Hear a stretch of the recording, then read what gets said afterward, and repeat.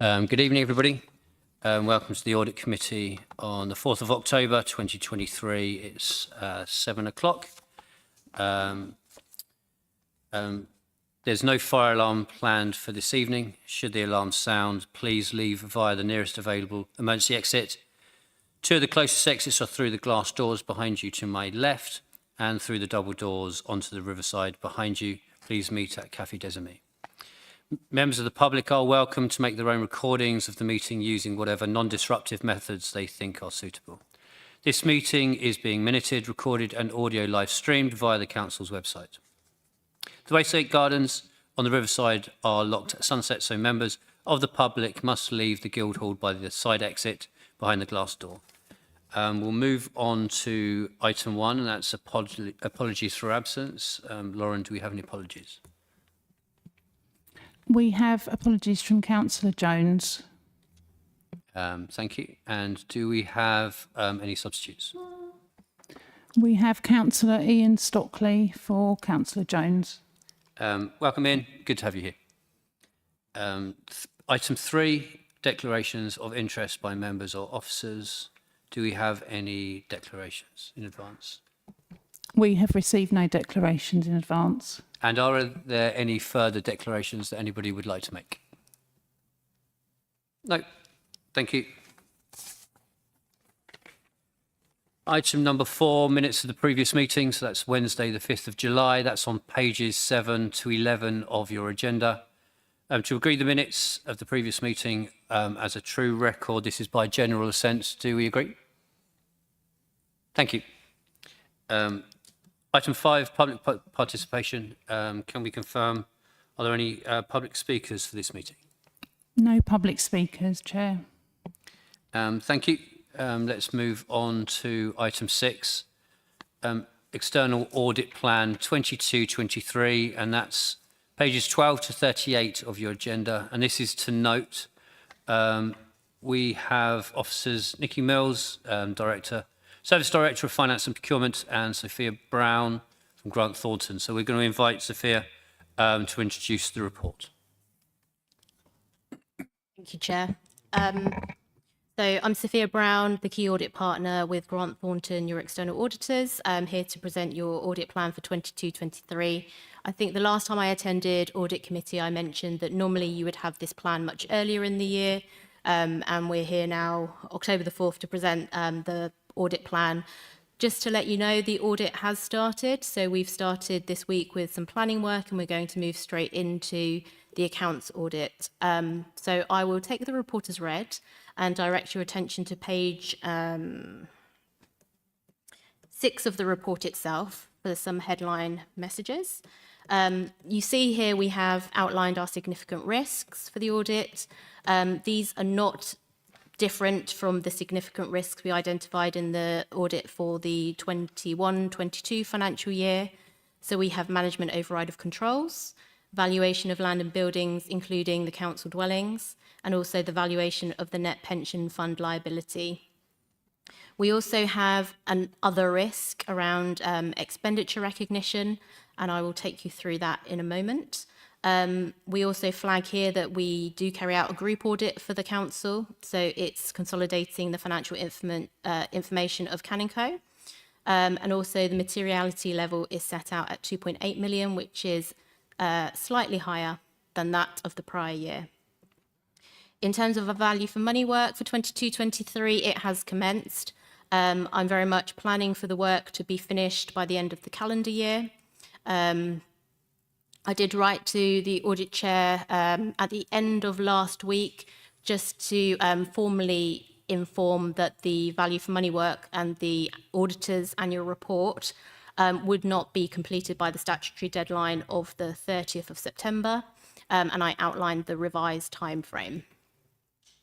In terms of new auditing standards, we have for 22-23 ISA 315, and there's a page in the audit plan which explains ISA 315 in more detail, but really impacts the work that we're doing at the moment in terms of planning and risk assessment.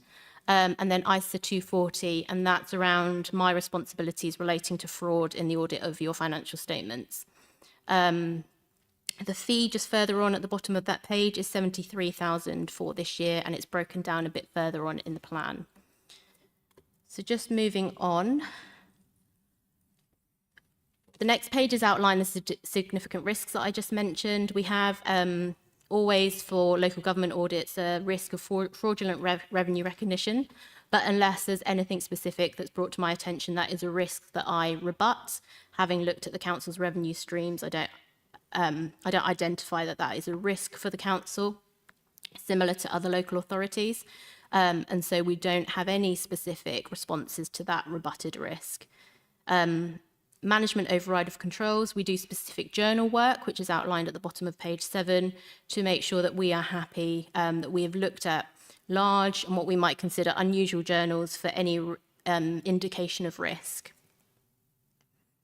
Over the page, we have the work that we carry out for the valuation of the pension fund net liability. I think just to flag to you there that this year we have some more procedures because there was a triennial revaluation of the pension fund.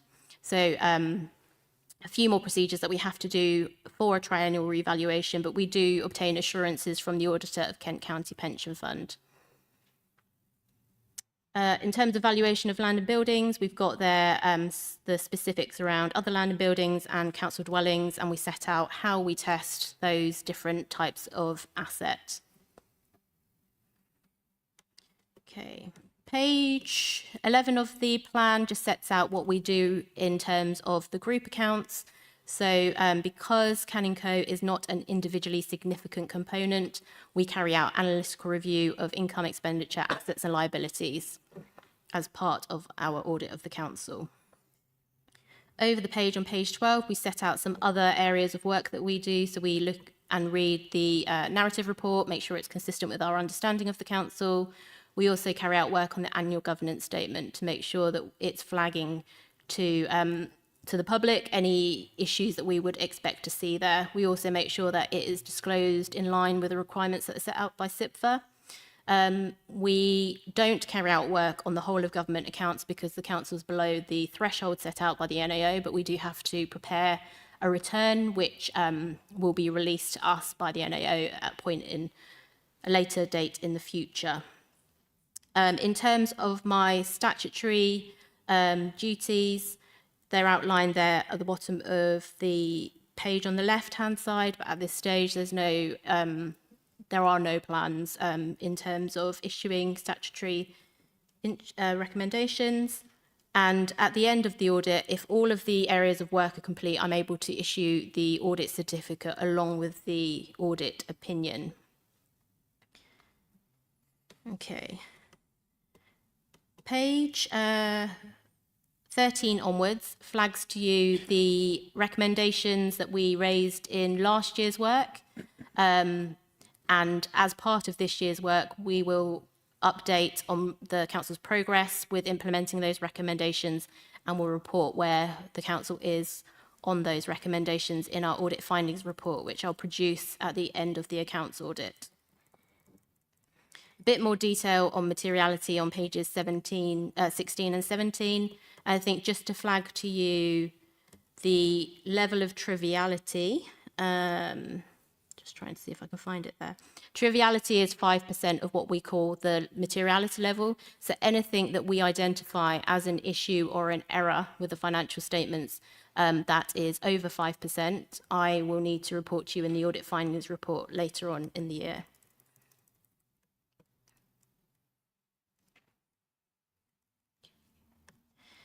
In terms of the value for money work, we carry out work in the 3 areas of financial sustainability, governance, and the 3 E's.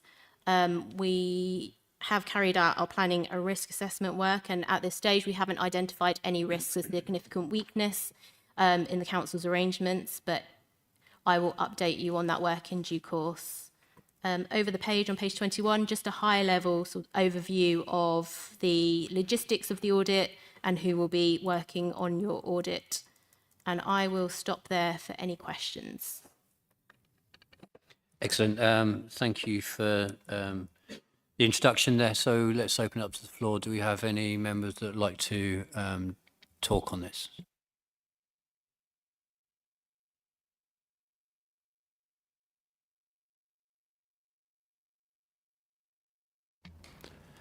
I have, not unsurprisingly, a list of questions.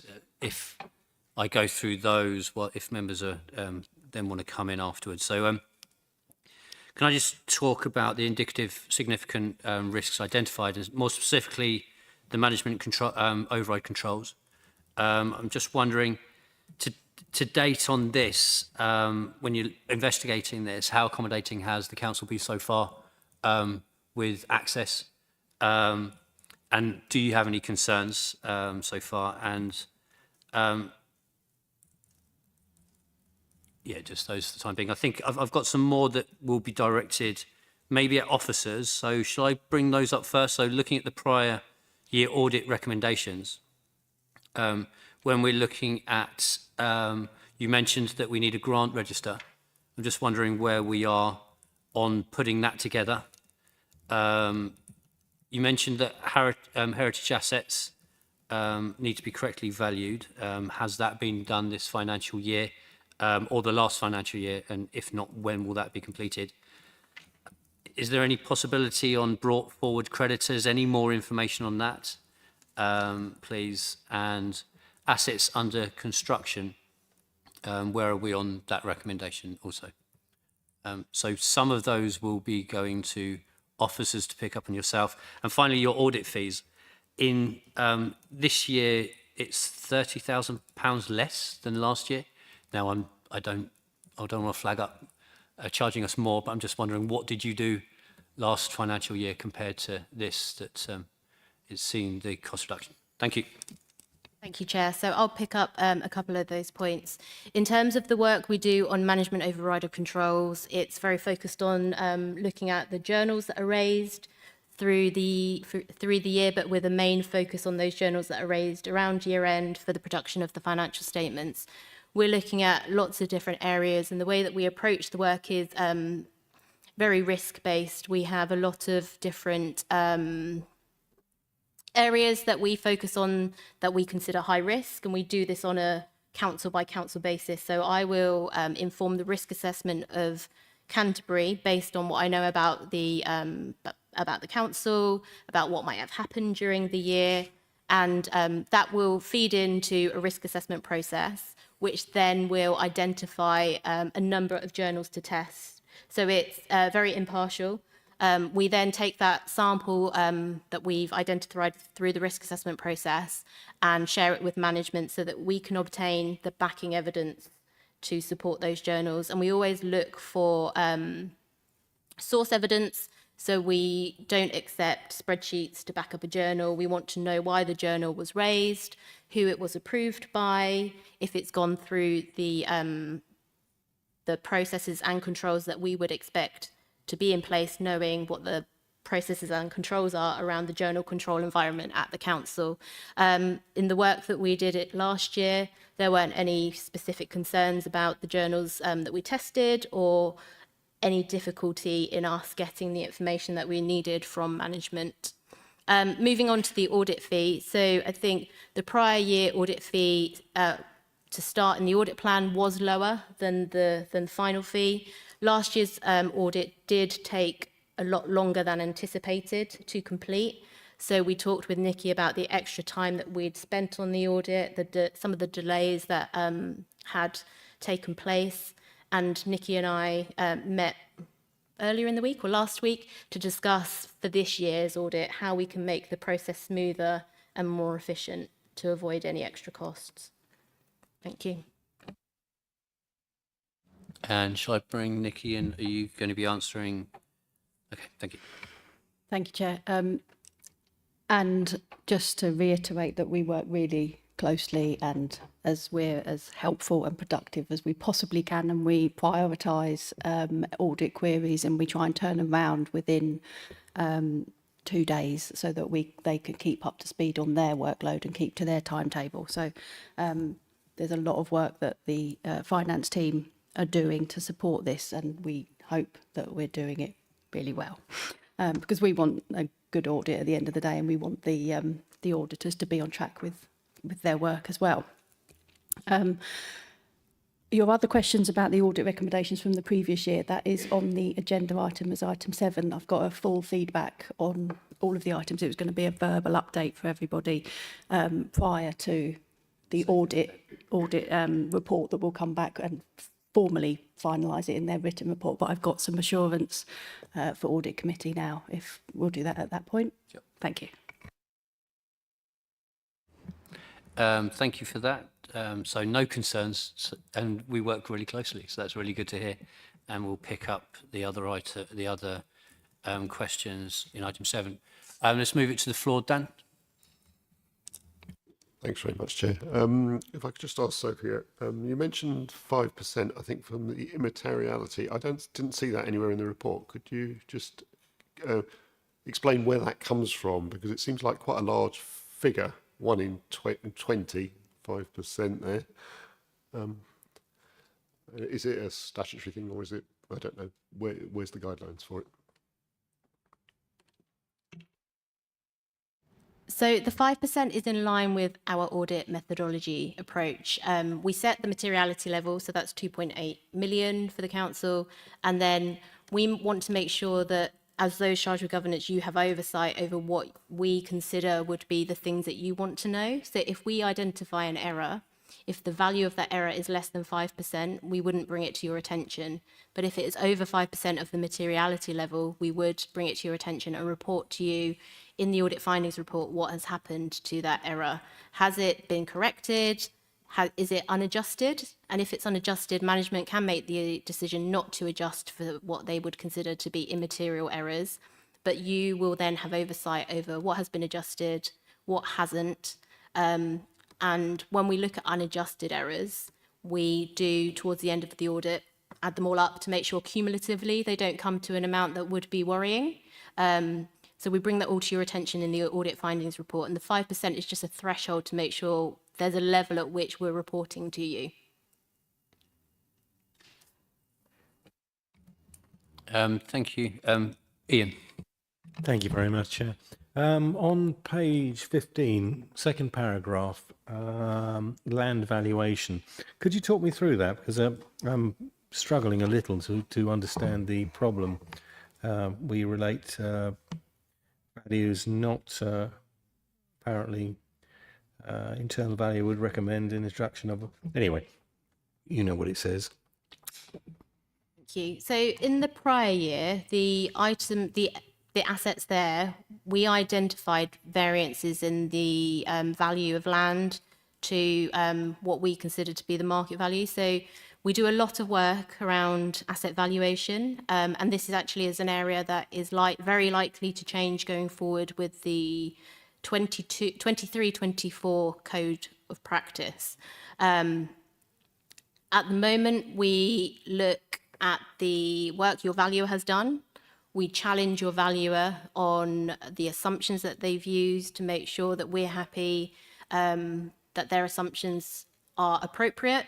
We also look at the inputs that the valuer has used, and we go and we look at our own version or whatever data is available in the market to those inputs. So we want to be sure that the valuations you have from your valuer are materially correct.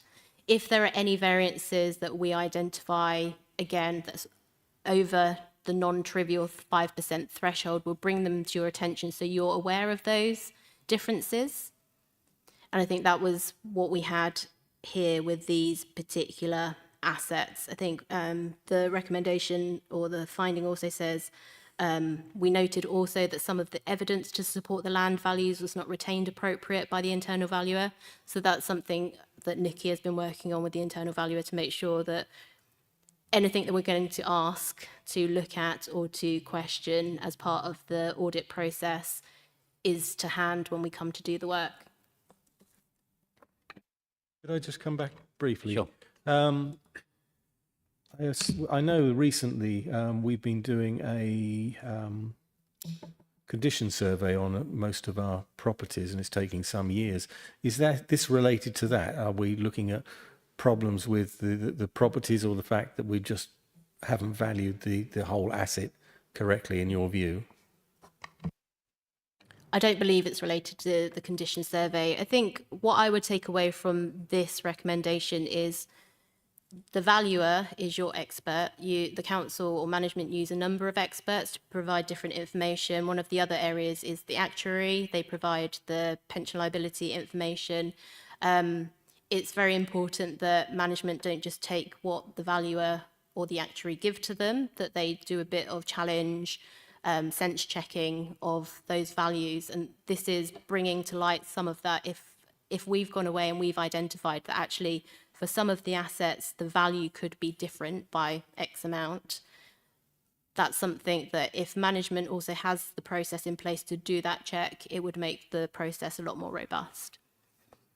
And I'd just like to add, before I bring Dan in, I think I sit on 3 audit committees, and this is a common thread that runs through most of them in regarding to associated and significant risks. Would you like to come in, Dan?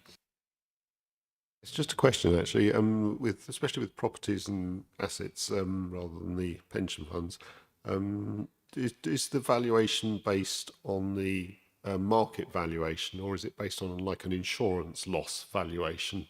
Because they're quite different valuations. It very much depends on which assets you're looking at. So heritage assets, for instance, are based on insurance valuations. If you're looking at land and building, then most of the council's buildings could be classified as specialised.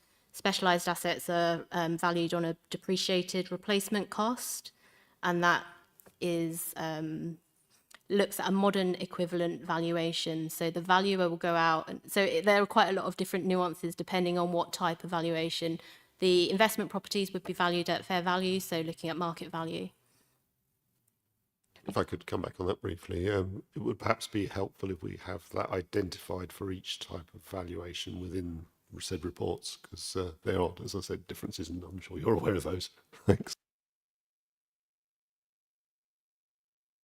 Thank you for that suggestion. Is that something that you think we can take away to have a more in-depth look at the own valuation process and how that can be segmented up, just so members can know a little bit more about the process? Would you like to come in, Nikki? Thank you, Chair.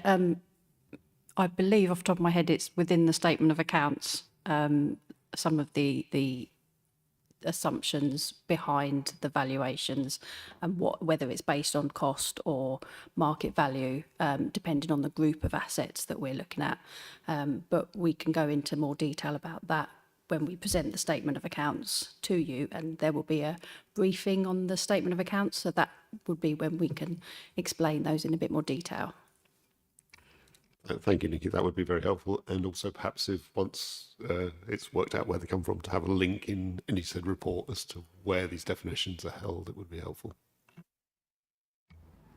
Thank you. So that's something we can take away if we put that in the minutes, and then we can have that presented during a different item.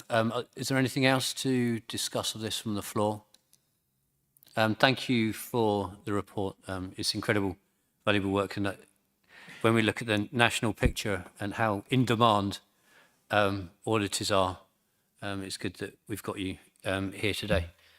So let's agree to note this by general assent. Do we agree? Thank you. We'll now move on to item 7, external audit annual report update. This again is to note, and Nikki, will you be providing the verbal update? Thank you.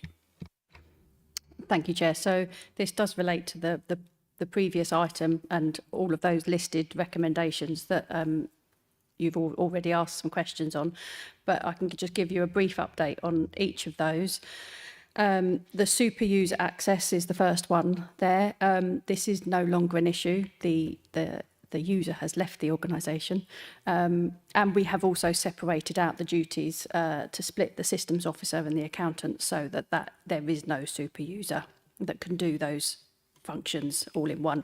We would have reviewed it had the person not been leaving anyway, but it just happens that they've left. So the grant register is in place and has been in place for over a year, and there's a recommendation that we agreed with and had started, but we've just now formalised it and it's developing. Heritage assets valuation, this was updated in the 22-23 accounts, so that will come through within the report. The brought forward creditors is an issue to discuss with auditors. I've got here on a technical, for example, annual leave accrual is a brought forward item, and it always will be a brought forward item. It's an amount that we have to account for the leave that we're carrying forward, where officers haven't taken all of their leave. So it's just an amount in the accounts. And so there's some technical discussions with auditors to work through that one. But we will discuss it and find a way forward on that. Assets under construction is a complex one. And we do monitor and document the changes and the costs and the completion dates, etc., as it states in there. What we haven't done is change the valuation of the asset under construction until it's completed. So that's something we value it in the accounts at cost as we go through, and then it's valued as an asset at the end as a final asset. So that's something that we will discuss with the auditors of what we're doing for assets under construction going forward. Derecognition of assets is a technical valuation one to be discussed this year with them, and the land valuation that's already been discussed. I think we have improved the information storage, storage of evidence, and improved on that process, and we will continue to do so. But I think there is always going to be some discrepancy with whoever is valuing it, because it's a different time, it's from different sources, and it's judgments, and so there is discussions with auditors and their valuations. But we just need to provide the evidence to show how we have valued it at that point in time to prove all of our calculations and valuations. And on occasion, there's been some lack of evidence where there was evidence produced, but we couldn't find it at the time when the audit was happening. So we're tightening up on that. And the expert data is the last one. We do challenge and document data from our external experts. And we have also recently included another reconciliation of the two systems for the process, just to tighten up on that as well. So we do take all the recommendations seriously and try and improve upon them. Sometimes it just might take a little bit of a longer time to get those in place. Thank you. Thank you. And I can see Dan's hand up. Just a very brief one. I'm going to irritate people with definitions at the moment and sources of information. The heritage assets, is this the national definition of the heritage assets applicable to Canterbury, or is it, where does that definition of what counts as a heritage asset come from? Well, what is included in our heritage assets is all of our public art and all of the things that you can see around you and at Tower House, and all those things that aren't, they're heritage, and their paintings and their things like that. So that's what we value on an insurance level, and that has been reviewed. So there's actually a record in the council that you could refer to. Thank you. That's what I want. Thank you for that. Do we have any further questions? So I think from that, I think we've done 3 of the recommendations, and there are a couple of ongoing discussions.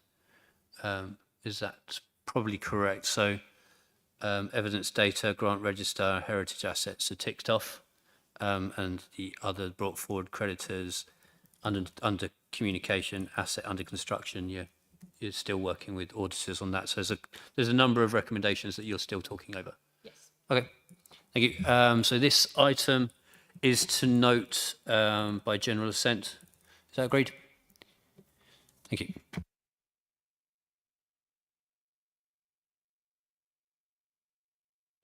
Now we move on to item 8, local government and social housing ombudsman. That's on pages 39 to 48. That's the annual report 22-23. Once again, this will be to note, and we've got Nikki. Are you going to be speaking on this, or we invite Tricia to introduce the report. Tricia's not here, so I'll invite Nikki to speak on this. Thank you, Chair. So this is a Matthew Archer report, who's currently on holiday, so we're hoping he's having a lovely time.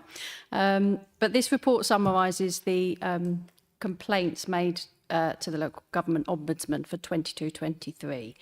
The report is just to be noted, but it details all of the council complaints procedures, and then when that has been exhausted, a complainant has the option to write to the local government ombudsman to ask for an investigation.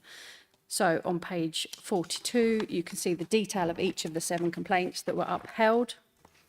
And then on page 43, you will see the breakdown of all the Kent districts as a comparison and where we are in that comparison. The Appendix 1 is the annual letter from the Ombudsman providing a breakdown of the complaints received and in which department of the council they relate to. I won't go into any more detail of what's included in there already, but I'm happy to take any comments back, or if any of the officers here can help with any of the questions relating to their service area that you might have specific. Thank you. Thank you, Nikki. So let's open this up to the floor. Any questions on this? Dan. Just to, I mean, obviously the percentage for Canterbury in comparison to the other councils have upheld is somewhat worse. So I just wondered if it's not the worst, but it's not the best. So it's 7 out of 9 seems to be a rather large number. Is there what I want to know is what's been done to sort of look at the processes to try and reduce that number in any going forward position? What's the guidelines that you're changing for that? And Maria, would you like to come in?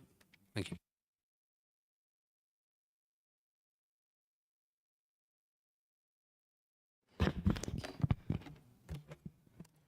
Sorry about that.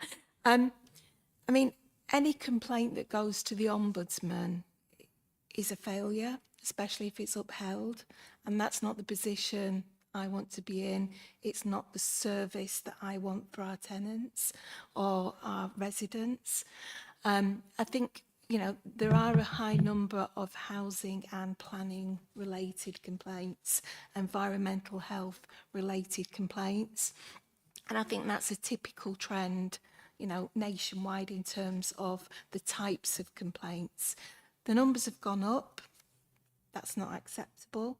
And what we're doing in response to that is a deep dive into each of these cases to look at where it's gone wrong, where our process has failed. I think for me, particular things that I am picking up is around communication and keeping tenants updated, residents informed of what's going on, and that's an area for improvement. So we will be doing the deep dive and look into what are the trends, what are the issues, how do we make service improvements, but we'll also be looking at the process in terms of how we handle complaints, the response times, and making sure that our staff are reaching out to tenants, residents at the earliest opportunity to actually try and resolve these issues. And where we get it wrong, we need to own it, we need to apologise, but most importantly, we need to get it right moving forward. Thank you for that. I think a number of them, the complaints, it's flagged up that there's delays. So I'm just wondering, you mentioned that you're doing a deep dive and we're looking into this. I mean, what other actions are we putting more eyes to so there aren't as many delays to address that issue? Yeah, I mean, there are delays and we've had a number of issues in terms of, you know, whole-scale reorganisation of the council structure, people moving teams, we've had vacancies, you know, as you've heard as councillors, we've had recruitment issues in the past. But the start of this process is just understanding where we've gone wrong, but also making sure that staff are responding and are prioritising complaints and taking these complaints seriously. So that's already started. Thank you. Would you like to come in, Dane? Yeah, so just a couple of things with the with complaints. Have any of them led to sort of no win, no fee type court cases against the council? And with enforcement, because it takes quite a long time, you might be enforcing something, but because it takes sort of 6 months, it feels like nothing's being done. Because I mean, it's not even 6 months; it's 7 months, is it? Because you get a month to read the enforcement notice.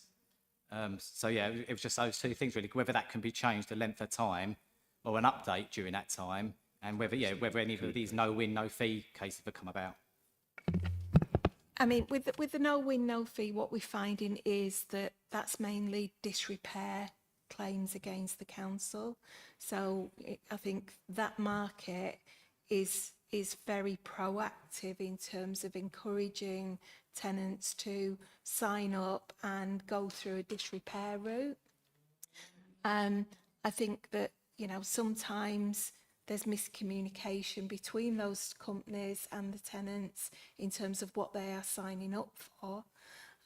But some of it is, you know, down to tenants' frustration about the lack of communication. So we've not had any no win, no fee issues around the complaints and the ombudsman cases themselves. And you make a really valid point, and it comes back to my earlier point about communication. Although it takes a long time to, you know, whether it's about noise abatement, whether it's about nuisance behaviour, whether it's about other areas of housing enforcement or environmental health enforcement, it is about keep talking to our residents and tenants and giving them the reassurance that we're actually doing something with it, because, you know, just a void of no communication is not acceptable. So I think you're right, Dane, the more that we communicate and the more that we update people, the more they'll feel that they're being listened to, and that actually, you know, we are working within the parameters of the enforcement framework that we've got. Thank you. Would you like to? Thank you, Chair. And just to add a few extra points. I mean, I totally endorse what Marie says, because it is a joint approach on this one. And the overused word of communication, though, I think is absolutely fundamental to this. And as Marie says, we're doing a root and branch review of how we do that. For me personally, I think it's also about the methods of communication. I think sometimes the verbal approach is much better than the written approach. And so we need to make sure there's a right balance there. Obviously, there are time and resource issues incumbent upon that. But it's very important that both residents and yourselves as councillors are fully informed on where these various complaints are in their stages of going through the system. So yes, there's a procedural point, but to me, ultimately, what it is about trying to get as upstream as we possibly can to nip in the bud as many of these before they progress to the figures that we've seen here in the report. Because as Marie said in her opening statement, by the time they get here, we've already failed by getting to that position in the whole process anyway. So I think there's a real commitment, and there will be evidence through key performance indicators within the council themselves, so that we'll be able to check how our teams are performing within a lot of these areas specifically. So we're definitely getting much more granularity on how we're dealing with this and what the results are. Thank you. Thank you, Bill. Did you want to come in, Ian, before I bring Dan back? Yeah, if I may. Basically, I quite agree. It's obviously a communication issue. I'm a little concerned of record keeping. You know, if we're dealing with people on a one-to-one verbal basis, we do need very good record keeping, because obviously that can go awry as well. In my experience from audit previously, it looks like a blip. It looks like a communication problem, as Maria said, through recruitment problems, basic numbers, hours needed to sort this out. You know, in the past years, we've seen more planning issues, complaints via planning, etc. This does look like, as you've highlighted, an issue where communication is key. You know, frustration. Most people do not want to go through this process. They feel they've got nowhere else to go. So we just need to keep them better informed, possibly to have a realistic time frame we can give them. So I know it makes a rod for our own back to a degree, but it does give them an idea, a realistic idea of what this will take. Thank you, Chair. And would you like to come in, Dan?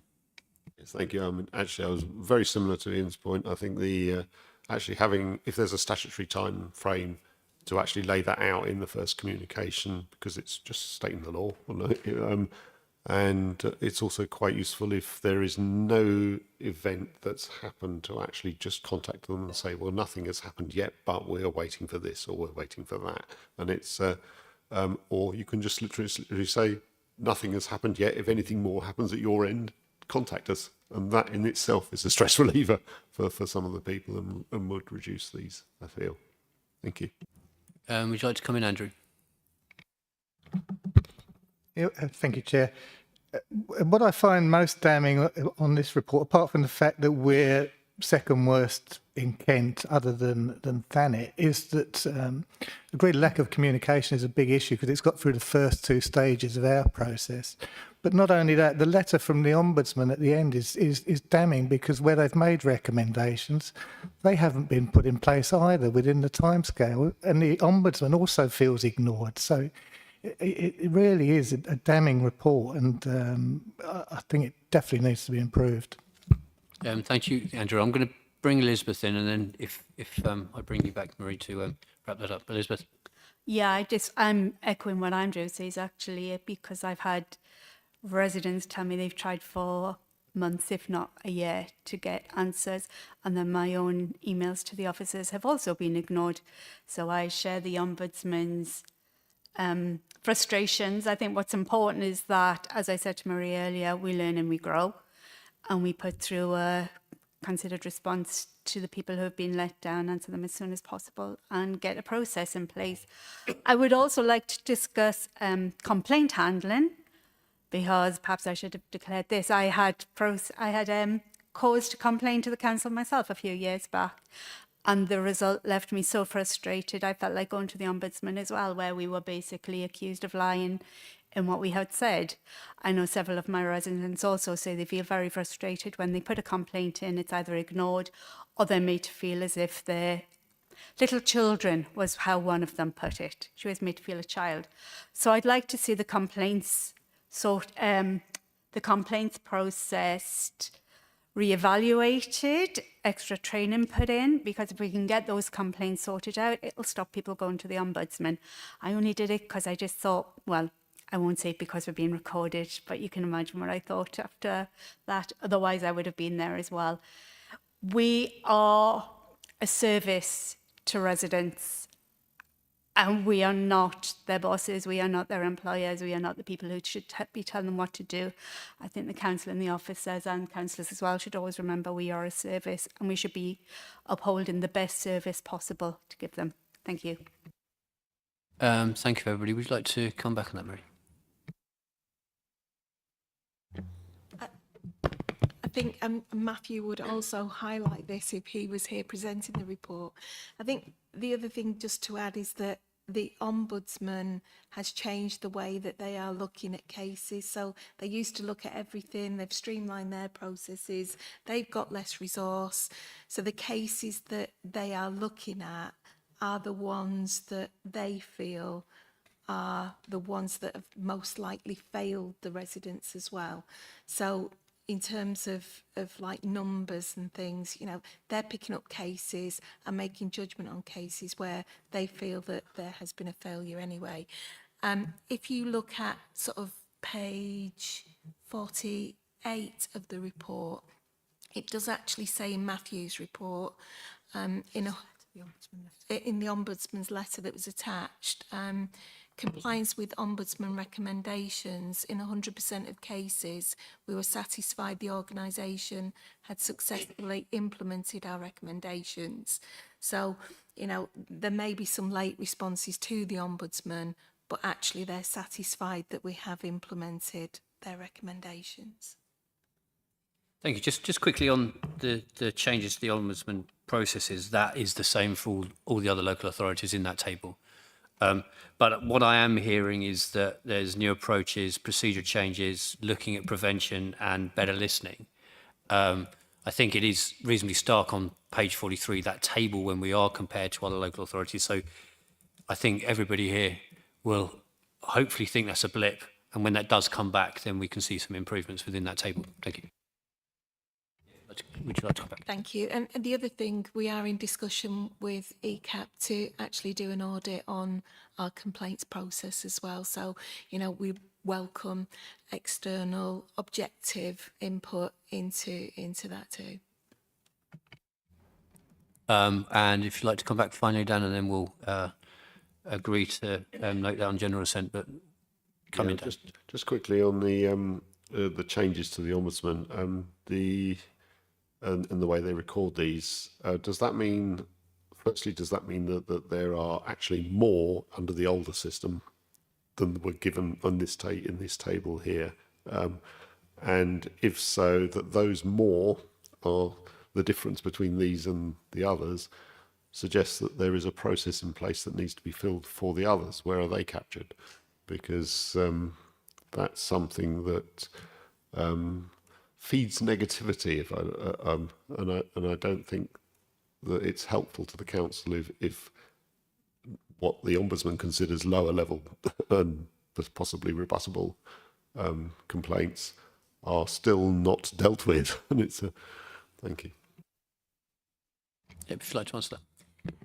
I mean, I suppose that the thing to say is that with a stage 1 complaint, when that comes in, what should happen is the team leader, the manager responsible should look at the complaint and respond and explain, you know, what's happened, upheld the complaint where we've made a mistake and we've failed, but also equally, if something's been misinterpreted, then explain what the situation is. Stage 2 of complaints is a more senior officer, so a head of service would look at those stage 2 complaints, or the case and locality manager would look at those complaints. And the stage 2 is about, has the stage 1 complaint been looked at in a fair and transparent way? Have the proper investigations taken place? And a long way of answering your question is that when we do the deep dive and we look at the complaints, what we also need to do is not just look at the ombudsman, but look at the stage 1, look at the stage 2. What are the trends? What are the things that are happening that are causing people to complain, and where are we going wrong? So to reassure you, that analysis, that looking at trends, that reviewing the process is a way of capturing those other complaints that maybe the ombudsman hasn't picked up. Thank you very much. I feel that would help justify the evidence to justify the communication issue we mentioned earlier. Thank you, everybody. I think this is an annual report. I mean, would there be any appetite to, in 6 months, have an update on what improvements have been made to the complaint process, so we can have early sight on the work that's being done, so in a year's time we don't have another table where there's only Thanet that's worse than us on those procedures. Do we have on the floor?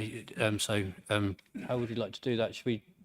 Just put that as an action. So if we have that, Just note the report, but put it as action. sure. So would that be possible to come back with an update of general improvements and processes and actions that have come from this?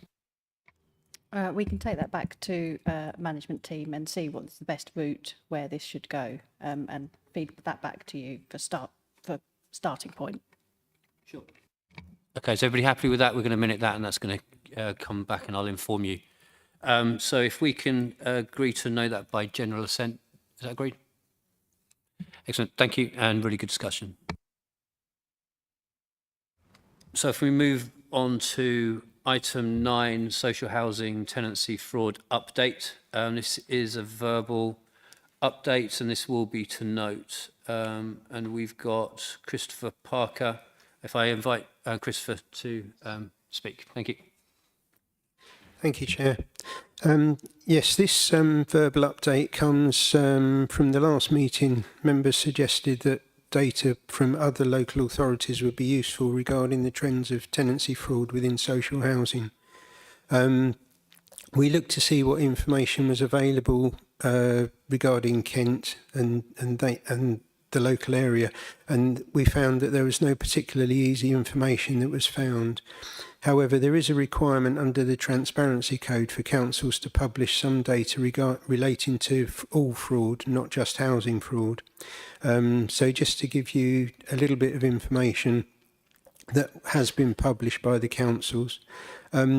Dartford investigated 1,301 cases, Dover 11 cases, Folkestone just under 1,200, Gravesham 200, and Gravesham stated that they had fraud detected of £273,000. Medway 499 cases, fraud detected £662,000. Sevenoaks 849 cases, fraud detected £320,000. And Tunbridge and Malling 500 cases, fraud detected £264,000. This just gives you a little bit of an idea regarding some of the data available. And whilst we were looking for this information, we did come across a recent publication that was produced by the Tenancy Fraud Forum and the Fraud Advisory Panel, which was published in April 2023. This was entitled Lost Homes, Lost Hope, and it was in respect of social housing fraud in England. This gave an overview of what they felt the social housing fraud in England situation is at the moment. They did state that since about 2015 or 16, the Audit Commission that was in place then did generally produce social housing fraud figures, but since the Audit Commission were abolished, no one nationally or locally has produced any social housing fraud data. Within this report, there are various information, and there's various small case studies giving ideas of what constitutes the housing fraud. And there were also some regional findings. So the regional findings for the South East stated that between 2013-14 to 2019-20, they felt that tenancy fraud detection had gone down by 75%, which was a cost to the public purse of nearly 14 million. And their projection in 2021-22 was that 86% of tenancy fraud was not detected. This information will give you some general ideas regarding the social housing fraud situation at the moment, and we will make this data available to you after the meeting. Thank you. Thanks, Chris. That seems like a really detailed piece of work that you've done, and I think it's recognisable the disparity between districts. I'm just going to let's bring it to the floor. Dan? Just a very brief one. I mean, this sounds like we've stopped counting around about the 2016 mark, so the numbers are all over the place since then. Is there, given there seems to be no national framework in place that's consistent, room perhaps to have, as a pencil note, to talk to the other local authorities around us and see if some East Kent or Kent version could be set up that would have a consistent pattern based on how it was done perhaps in 2016, or how you want to evolve it accordingly. Yeah, thank you. Yes, it's possible that there are local fraud forums that are in place, and they may well be producing some local data. It's just that it's not widely publicly available. We could possibly try to gain some additional information, but it isn't available to hand at present. Yeah, I think the position was more going forwards. Is there a way to actually start to capture this data again?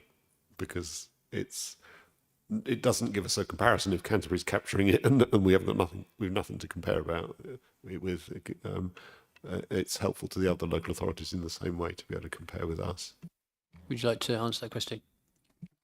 Chair, yes, indeed. The Ashford Borough Council's counter fraud lead is very instrumental in bringing this tenancy fraud forum together. It's not just local authorities, it's involving housing associations, it's cross sector and it's regional, and there's a really big push. So we have one of our members of the internal audit team actually attending the forum, so we've got a bit of an overview, and there are plans indeed to strengthen what has been lost over a few years and put these measures back in place. So it's useful to see that there is a sort of an umbrella picture nationally and there is a sort of a regional slice, but not all authorities do comply with the the transparency code and publish data. Some don't have data to publish because they haven't been collecting it. So there's a bit of a mixed bag, but this was all that we could find, which we've presented this evening. But we will obviously keep our representative on that forum. I think it's really useful for us to be tapped in. Because the other side of this is, in this time, councils have been given more powers and have new powers for prosecution and other. So it's early days for some of those pieces of legislation to have been used in court. But I think this forum will be the one that starts to explore that a little more as well. Thank you. Yeah, as the chair said, I mean, I commend it. Actually, the data you've managed to find, because it does sound like you had a very easy task of it. I mean, well done. But I think it's, as you say, it's a very useful thing, I think, to go forwards in whatever format can be constructed and make that as accessible as possible to people. But that's something, perhaps a verbal update in the future may be useful. Thank you. Thank you, Dan. Ian?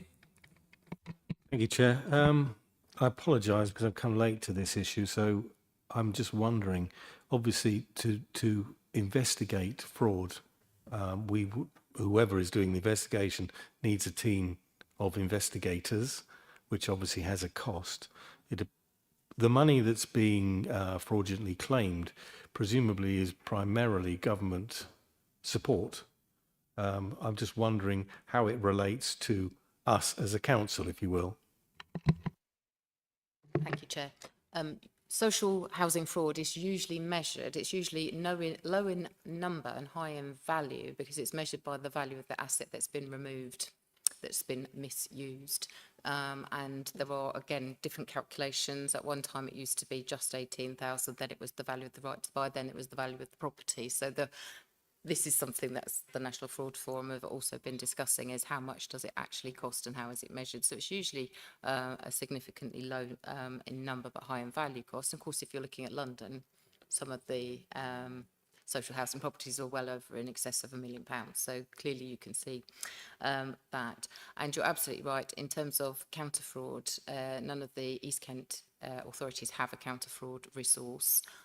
Ashford Borough they have 5 investigators, and from my understanding and research, those posts were initially filled on an investor save basis, and they have done different campaigns, and so it's not just tenancy fraud, but they've looked at other areas, and they do an annual report. It's in the public domain if you want to go and look for it, but it does wash its face in terms of that.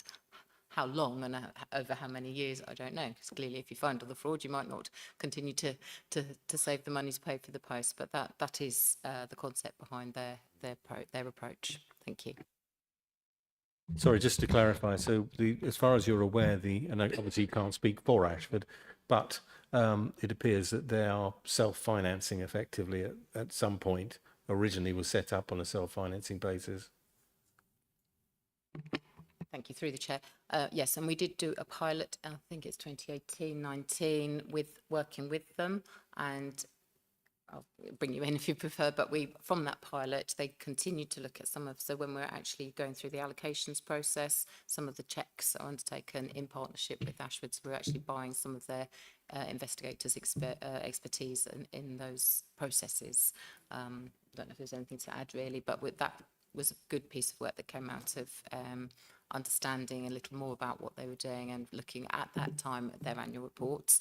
Haven't had the need to look since, but certainly the resources were indeed paying for themselves through the work at that time. They were looking at doing an awful lot on small business rate, single person discount, other types of claimable but more also intelligence-led data matching types of fraud, counter fraud work. Thank you, Chair. Thank you, Marie. I think you're right in terms of, you know, if we're going to do this, you need to be resourced, you need a team to do it. So we are not thinking about doing this ourselves. We are looking at whether or not we can buy in or pay as part of a contract to see whether or not that's a more cost effective approach to do this. What I would say is that, you know, at an operational level, there's lots of work going on, which is checking, challenging, making sure as best we can within the processes that we've got that fraud doesn't take place. So if you think about right to buys, you know, there's lots of checks and challenges in the right to buy process to make sure that, you know, applications are as legitimate as they can be, but we are not doing that next stage of deeper investigation where we get anecdotal reports that the tenant has left a property and they're subletting. Then officers go out, they do checks, they speak to neighbours, they find out what's going on.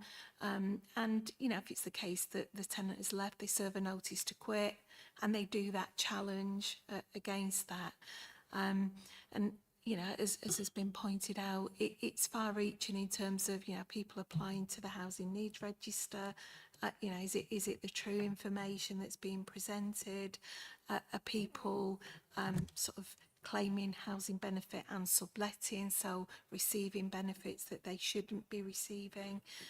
So at an operational level, there are checks. We can go further, and I think we're keen to explore how an external organisation could provide that service for us. Thank you. Would you like to come back, Dan? Yes, just as a sort of note, I mean, you actually have two kinds of potential income sources. From Ian was mentioning income sources or ways to pay, because you have the potential to claw back some of the fraudulent loss, which is perhaps the biggest target, but also there's the loss prevention of such a thing not happening again. So you need to look at a long-term figure to see has the base of fraud shrunk. And I think you mentioned that, Maria, when you were talking about it just now. So I think these two arms perhaps need to be differentiated in any kind of understanding of this process. And then you can see that the loss reduction over time may in fact be worth financing somebody to keep doing that if it's a significant portion of the total. Yeah, thank you. Would you like to add to that, Ian? And then I'll bring Marie back in. Just very, very briefly, I hesitate to load the committee with more work, seeing as I'm not actually on this one. But I think this is a very interesting element, and I personally would like to know how this is progressing. As you discussed on the previous item, you know, a verbal update in 6 months or even a year, just to get some idea of where we are and whether any progress has been made. I don't know if it's possible. Thank you for that suggestion. I think it's really interesting when you mentioned there's internal levers, but the prevention aspect of it. And I think it is a really good idea to hear the internal discussions and what companies and what other discussions we're having about this. So when would this be put back on an agenda? Would it be a yearly thing or would we bring it as a separate item for an update? And I'll thank you for all the work that has been done. I think it's sparked a really interesting debate. It did last time this was on the agenda. So thank you for looking and seeking for all that information.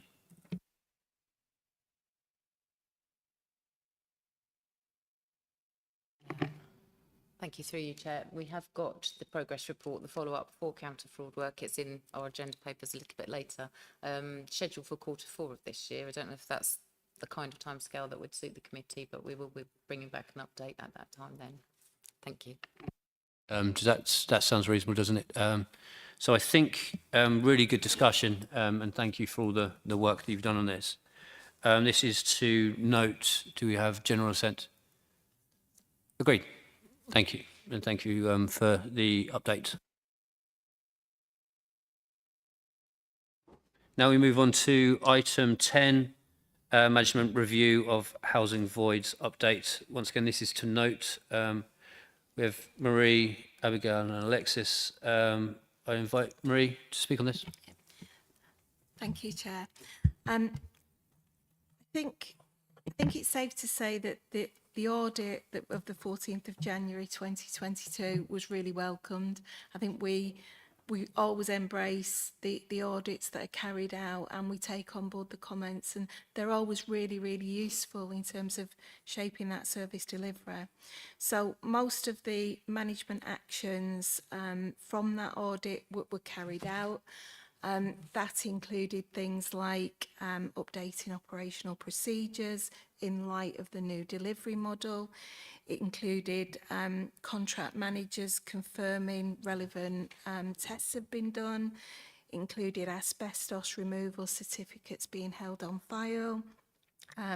Ensuring there were adequate handover sheets from contractors when voids were finished, holding contractors to account on performance, which I'll come back to, carrying out post-inspection reports, and job sheets being actually signed off by the officer so that we have a clear, accountable process through that. The other areas that were highlighted were around reviewing and updating the policy that we have. It was an East Kent housing policy that came over when our social housing became managed in-house, and reviewing some of the key performance indicators that were associated with voids. So this report is to note, it does set out the fact that after the audit and as part of producing the policy document, we carried out a root and branch review of the process, and that review has highlighted a number of areas where performance needed to change, where we could make improvements, and how we could take this agenda forward. Because basically, you know, when a property is empty, we are losing rental income on that property, but also we are slowing down that process of rehousing people who are often in a lot of need and in very vulnerable circumstances. So in terms of the report sets out what we looked at and how we've addressed it, and areas that we have put things in place. In terms of performance reporting, we have strengthened that. So we report on voids performance through the scrutiny subcommittee. We do that on a 6-monthly basis. We highlighted the poor void performance at the last scrutiny sub, and in the next report we will be giving them a full update on where we are with the voids performance. There will be a follow-up audit report at some point in the future, so again this committee will be kept up to date on progress and any issues or new issues that are picked up in the future. And in terms of how we manage and monitor voids, in terms of how we monitor policy voids, in terms of how we keep contractors accountable for their performance, we have set up a corporate landlord board. That's an internal officer group which involves Bill and I. I'm responsible for the HRA stock. Bill is responsible for commercial general fund stock. And that corporate landlord actually brings together heads of service from across the teams, across Bill's service, my service, specialists in certain areas, and that board is able to coordinate the strategic direction of our assets, but more importantly, interrogate data, make sure that we are making best use of the assets that we've got. So it is a new governance structure for us. It is a new pilot. It's a way of bringing everything together. So, you know, I think we've talked here about stock condition surveys, value of properties. We've talked about decent home standard, what we're doing with properties, whether we're going to sell them, what we're buying in place of them, how we're investing in our assets. This corporate landlord model will actually bring together all of those strands of work to make sure we've got a cohesive approach.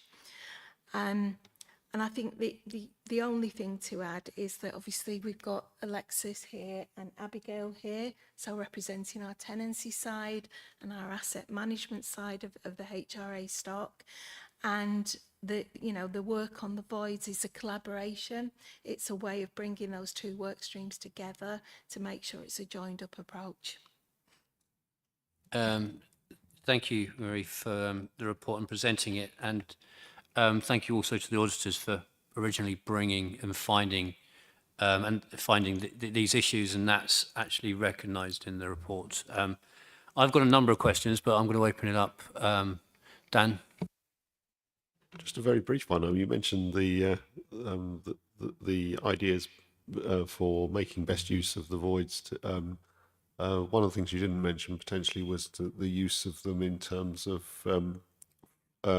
rotating your tenants to find the best and most suitable house, because it strikes me that a void house sometimes will allow a family that's overcrowded in a smaller property to move in, or a family, a sort of elderly couple perhaps, or a single person who's in a bigger house to move out. So you get this kind of better use of housing stock overall. Do you want to come in, Marie? Yeah, I mean, that is exactly what we do. So with our process of managing voids, with our process of our housing needs register and that churn of stock, what happens is we run our housing needs register. So anybody who is in our stock who has a housing need or is in private sector housing and they've got a housing need, they join the register, they get a banding. And when a property becomes empty, so when we get a void, if it's a 3-bedroom house, it will be advertised on our digital platform for the housing needs register. Anybody on our housing waiting list bids for properties. So if it's a property they think meets their needs, they bid, and then that property is allocated according to the priority need and banding of people who have bid for that property. It's a choice-based lettings approach, so people choose where they want to live, and it allows for that churn of stock. The other part of our allocations process is linked to our allocations policy, which governs, who's entitled to what size bedroom and what priority and banding they are and whether they're eligible to go on our waiting list. And as part of that policy, it does provide for additional banding for people who are under occupying properties. So we give additional priority to people who want to right size in terms of the property. So moving to something smaller to meet their need, freeing up a family accommodation to then be recycled through that allocations route. Thank you for that. I'd like to bring in Ian and after that Andrew, and then Elizabeth. Thank you, Chair. Yeah, I very much welcome the news that you're working together with various departments. I think that's a really good step forward. I was wondering, off the top of my head, when you do have a void, you put in a contractor to achieve whatever, kitchen, whatever it might be. Do we have penalties, for instance, if they fail to meet deadlines, realistic deadlines that are set? Thank you. You're nodding. So currently with the contract that MERS operate, they do most of the void work. We don't. And that was the contract that we inherited, but we have put those penalties into the new contract, which is being tendered now and will come into force on the 1st of April. There are some penalties within our other contracts because there's multiple trades that come into a void property. So some of the newer contracts that we have put in place around asbestos, for example, and heating, there are what we call liquidated and ascertained damages clauses, which means that if there is undue delay, we can apply some of those penalties. So we're starting to really build that into our contracts so we can penalise contractors when they don't meet their performance. Very encouraging, thank you. Andrew. Thank you, Chair. Yeah, just a couple of things really. I think the new void target periods are much more realistic. The previous ones were just unattainable, weren't they? And I think that probably compares similarly with the private rental sector. So I think that's quite good if we can achieve that. What I'm concerned about really is the policy voids and these long-term voids, which I don't understand whether they're going to be pulled out of the figures as well, so they won't show on our performance indicators. But I'm concerned about something like 20% of the housing stock is for over 55s, isn't it? And there seems to be a problem with it not being attractive for people with the service charges.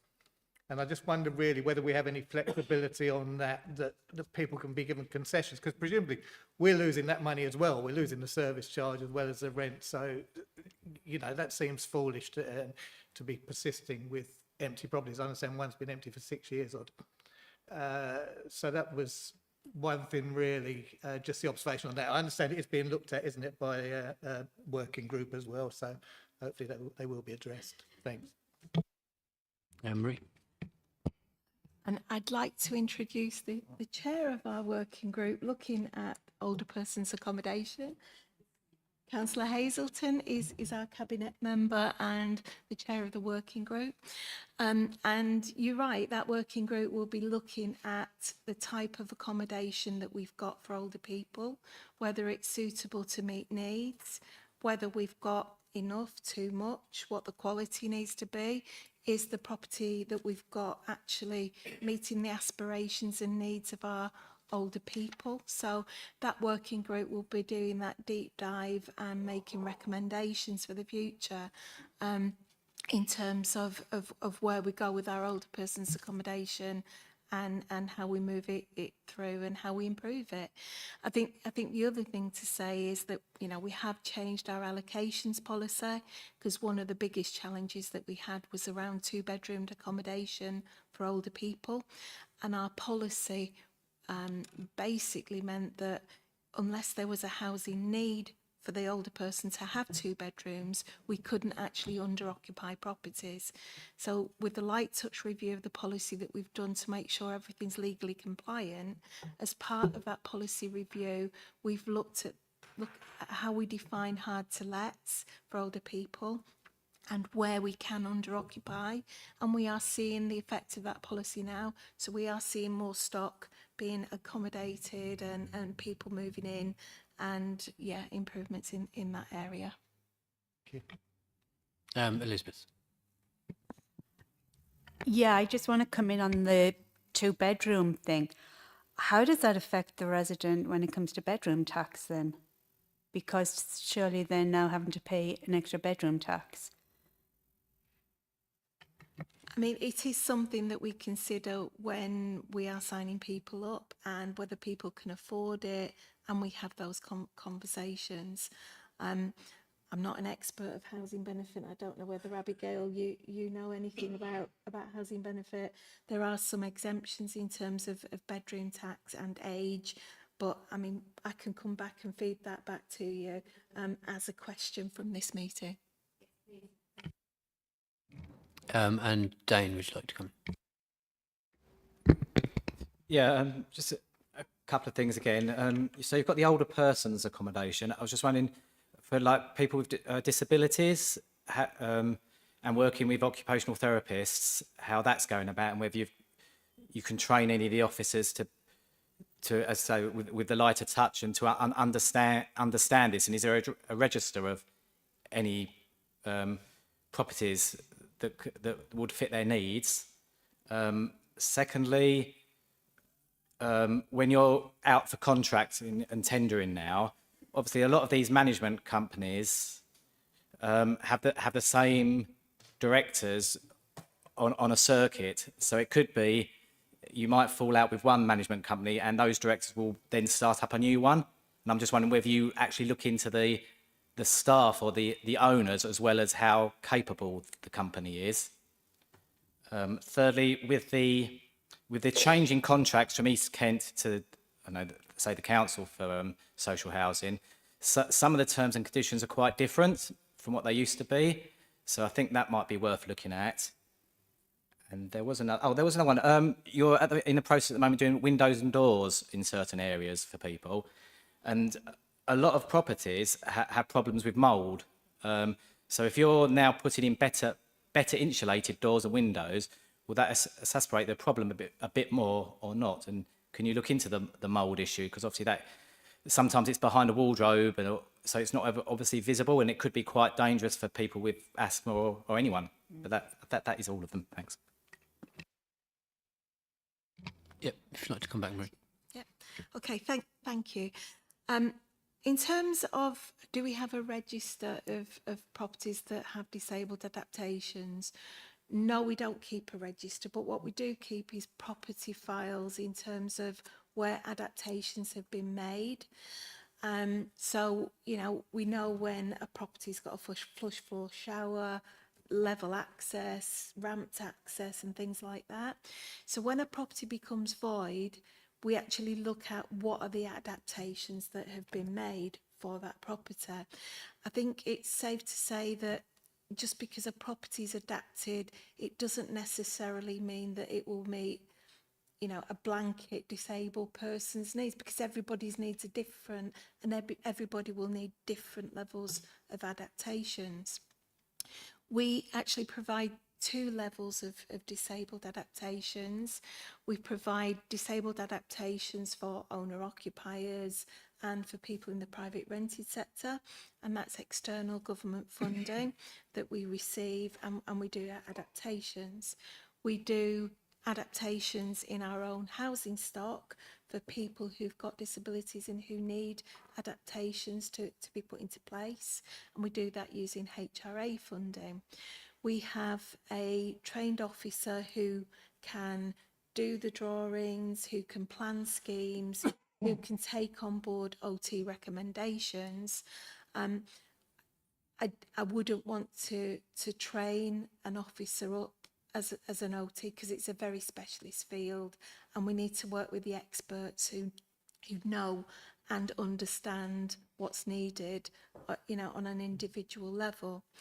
In terms of contracts, windows, checking out directors, do you want to come in on that, Alexis, for the procurement process? Yeah, I'm assuming you're talking about the contractors to do with like the physical works on the properties. I mean, in terms of checking out directors and the staff, that's not something we can do as part of our procurement process. Clearly from our end, I think the key for us is making sure that the contract is written correctly, that all of the loopholes and the ways that perhaps things haven't worked in the past are resolved, that we manage those contracts really well, and that we challenge anything that goes wrong.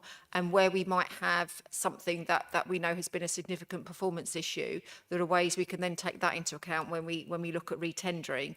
We can't kind of refuse a contractor from putting in a bid on the basis of it might have the same director. So we just have to work within the law and within the rules about how we do that. But certainly I know from experience where we've had a contractor that we've really not wanted to work with in the past, we've not been able to do anything contractually to prevent that. You know, we find ways within how we tender to try and make sure that those people don't find their way back on. So we'll always try and do that.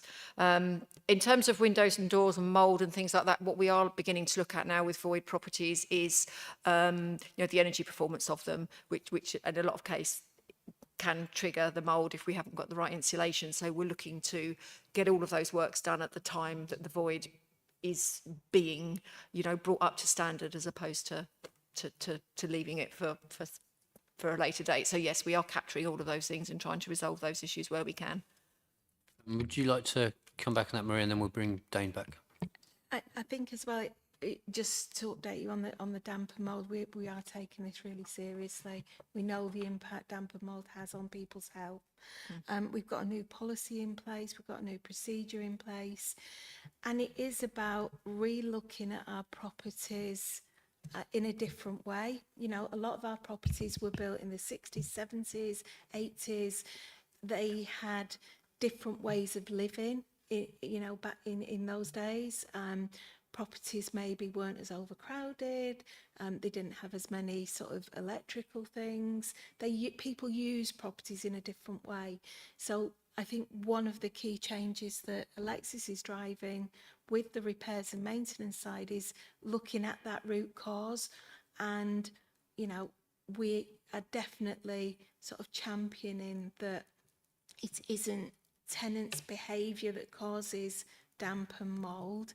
There are obviously structural issues or issues with the building that we also need to tackle to tackle that issue. Could I just ask for clarification on your other point, please? You said about changing contracts and terms and conditions from EKH. Do you mean tenancy agreements, or do Yeah, you mean? it would be the tenancy type agreements from like one, say, 10 years ago, and obviously now you're trying to inspect properties more frequently, whereas obviously, well, I would guess they haven't been, because otherwise some of these issues wouldn't be so bad as they are now. So in terms of that, we've got that in our work plan. We need to review our tenancy strategy and tenancy policy. And as part of that work, it is about updating the tenancy agreement and the tenant's handbook as well, just to revisit roles, responsibilities, you know, where to go, who to go to, and clarify that. So it is on our work plan for the future. And would you like to come back, Dane? But can we try Yeah, and it was just speak one- into the actually, sorry, one through it, moment? Can yeah. we try and speak into the microphone so they can get it on webcast and people in the gallery can also hear? Thank you. Come in, Dane. It was actually what one of you said just now about the standards of the housing. Have you got any plans to rate them up to up the EPC levels on them at all? I know some, obviously it might be more of a private sector, but if, in both of them with HMOs and council. Thanks.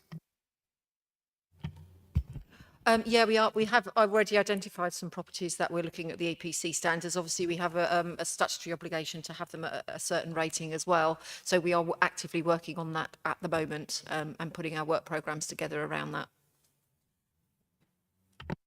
Thank you, Alexis. Would you like to come in, Dan? Thank you. It's actually on a related but quite different point. You mentioned asbestos in the buildings, some of the buildings. I mean, obviously that's some, I presume, the very old buildings, because it's been illegal to use them as a building material for some time now. What's the programme to deal with buildings with asbestos in them? Because that's in itself is a hazard for council. You run risks of mesothelioma cases and all the rest of it. Thank you. So as part of any void property, we would look at, we would do an asbestos survey, and where there is asbestos that is disturbed or creates a danger to the resident, then it would be removed. Asbestos is a danger where it is disturbed, so we take a view on that, and obviously the survey from the asbestos company will advise on what the remedial action is that we need to take, and we follow that. You're frowning, Dan, so you would like to? Yes, if I may, Chair, thank you. It's I mean, the problem with asbestos is that it takes one fibre to cause mesothelioma. So, you know, if it's in the concrete, then drilling a hole in the wall, potentially, you know, to put up a picture, you've got that risk. So a register of properties that have asbestos in them as part of their structure, I mean, as part of the physical structure, is perhaps something that where you do have void properties is another criterion to move people out of a property that has asbestos in and remove it. and it, potentially that may actually mean demolishing the property and building it again, because some of them are, if I recall correctly, from the 60s and 70s, some were built with it right deep in the fabric. It may be something that's worth looking at and actually having a structured method to deal with that, because that's something that they can be quite costly, mesothelioma cases, for anybody, and they're embarrassing in this day and age because they should have been dealt with that 50 years ago. Is this quite a prevalent issue with our properties? Do we know? There are some that will have asbestos, yes. I mean, that's definitely because of the age that they were built.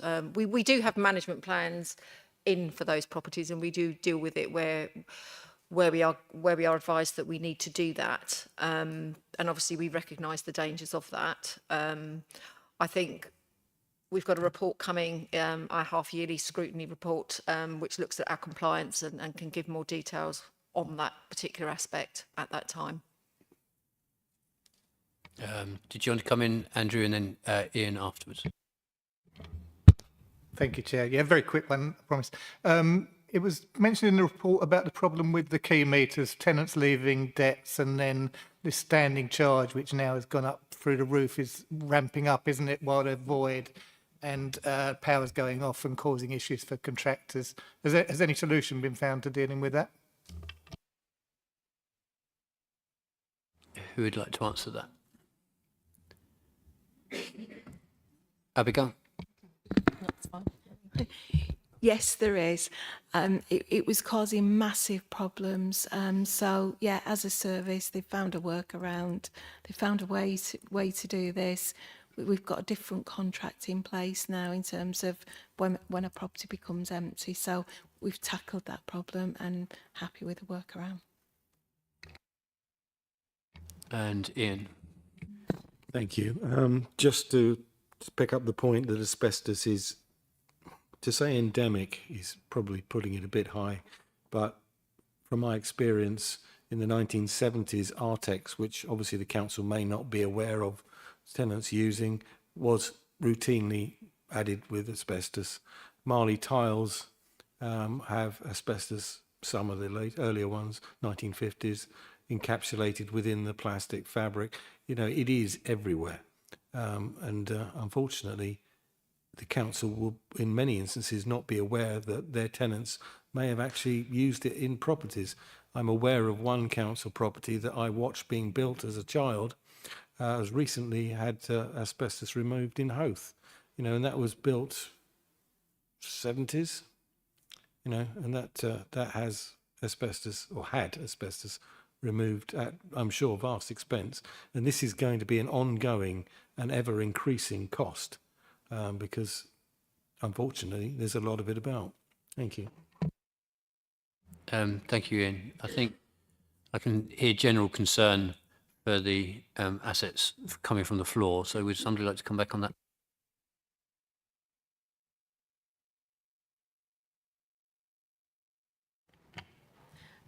Sorry. So with asbestos, it's one of the big ticket items in terms of compliance. It's one of the reasons when East Kent Housing came back in-house that we were under the regulator. We've got a contractor that does surveys. We've got a separate contractor that does removal.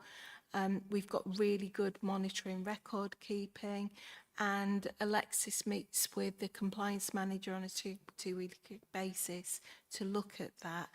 I think what we can do, we report in detail at Scrutiny Sub around asbestos and incidents and what needs to be done. So, I mean, we can circulate the link to that report to this committee, so you've got up-to-date information as we present it, rather than... Yep, I'm seeing nods, so I think that would be welcomed.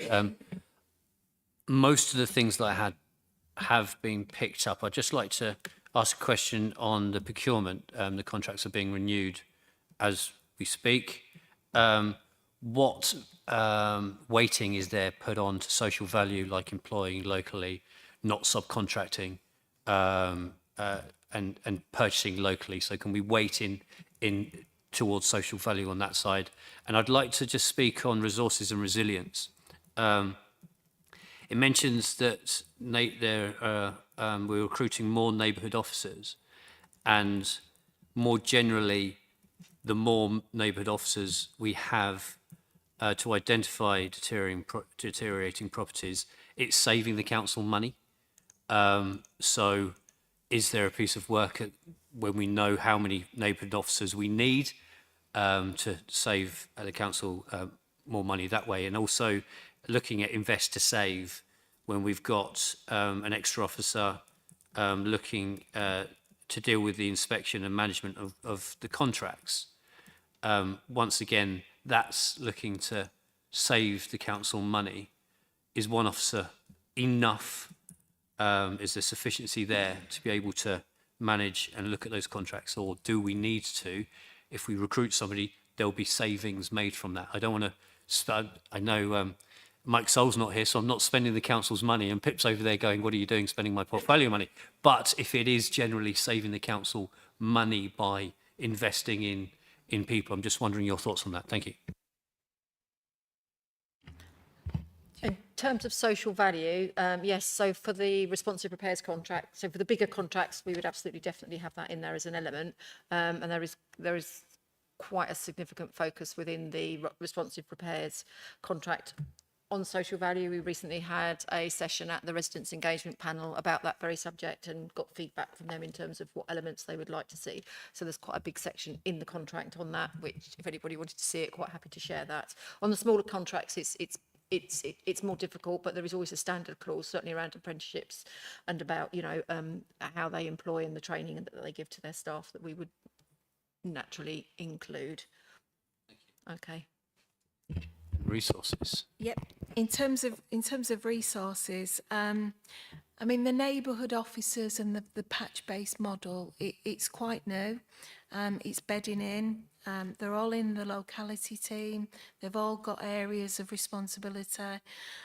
So I think, you know, we'll see how they perform and how that goes in terms of a decision as to whether or not we've got enough resources. But I think the whole premise of locality and having people out and about on the street visiting properties, it is about making every contact count. It's how we make sure that, you know, relationships with our tenants are built up. It makes sure that we are going into properties and supporting where tenants are not able to give access to contractors, so encouraging and negotiating access to properties.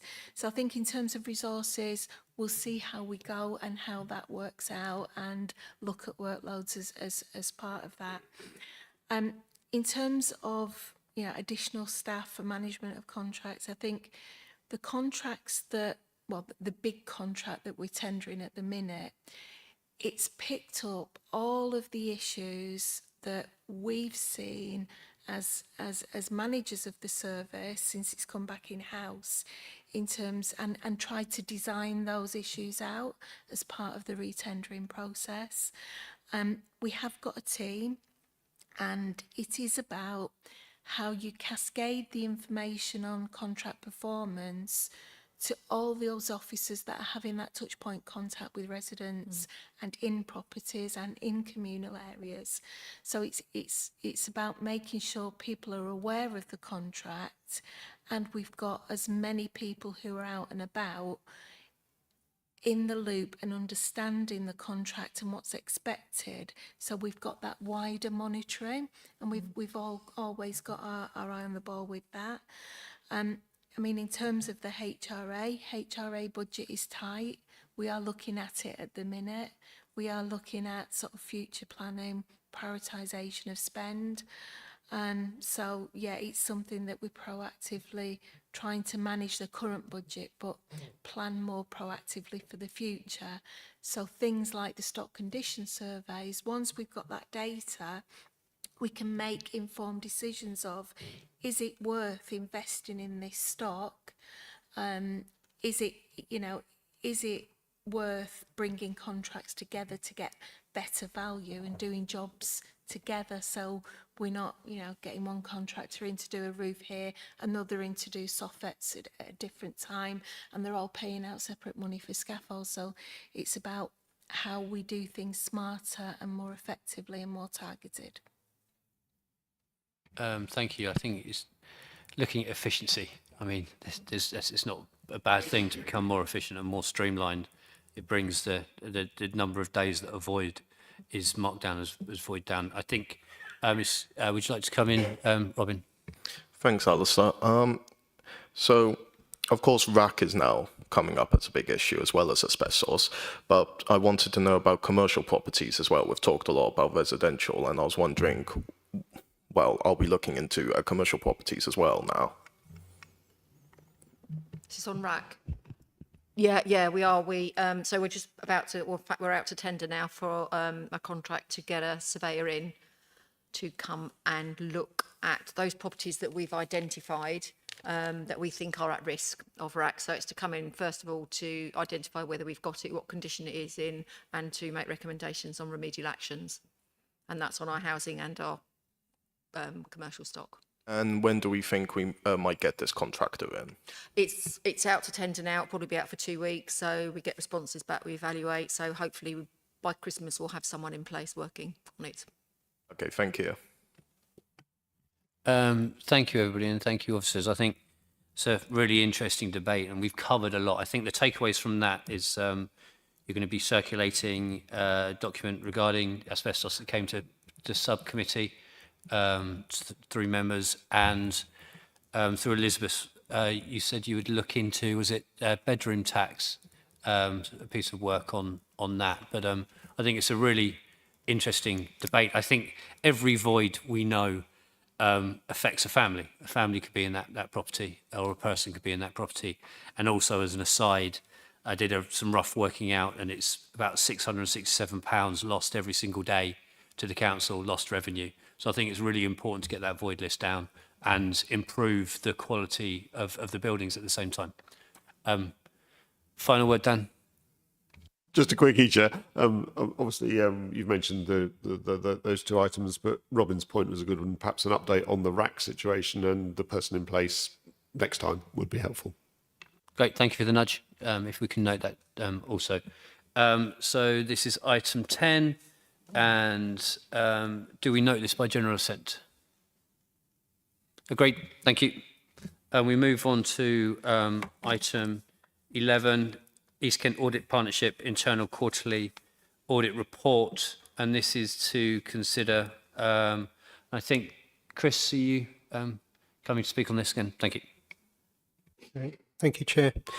Yes, the report before you on page 57 is the normal East Kent Audit Partnership Update Report, detailing the work that's been completed since the last committee meeting. On page 60, this details the main reports that have been completed in the period, with the East Kent Data Management Disaggregation Project coming out reasonable, and the housing responsive repairs and maintenance coming out as limited. The housing responsive repairs is detailed on page 61, and that also includes a management response from Alexis, Head of Facilities Management. Moving on to page 62, this shows the follow-ups for the period. There being 3.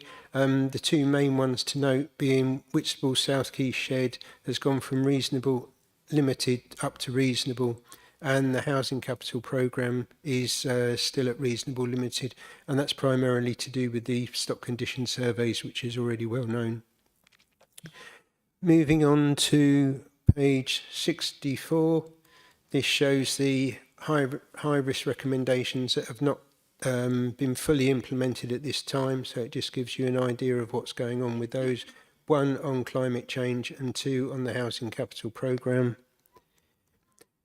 And then moving on to page 67, this shows the plan progress for the period, and to bring up to date the figures now to the end of August. Canterbury is now at 27% and East EKS is 32. They're just a bit behind the target, but they will be picked up and progressed as the year unfolds. Those are the main points, and be pleased to take any questions you may have. Thank you. Thank you, Chris. And before we open up to the floor to debate, if we're happy, I'm going to propose the resolution that this committee accepts the results of the internal audit work and makes comments, if required, to full council. If I can have a seconder. Thank you, Ian. And we will open up to the floor for any questions. Do you want to? It says invite Nikki to provide a verbal update since the last audit committee meeting in July 2023. Do we want to have questions on what Chris said first, or do we want to do it? Nikki doesn't have anything to update, so if we have any questions, yes, Dan. Just a couple, actually. One is should be a quick answer, because on 212 on page 60 uses ICT, and I'm terrible with acronyms, so I just wondered if someone could tell me what ICT means. And on page 61, it mentions under the management response that the new contract will rectify the issues raised in this audit. I just wondered if we could have a brief summary of how.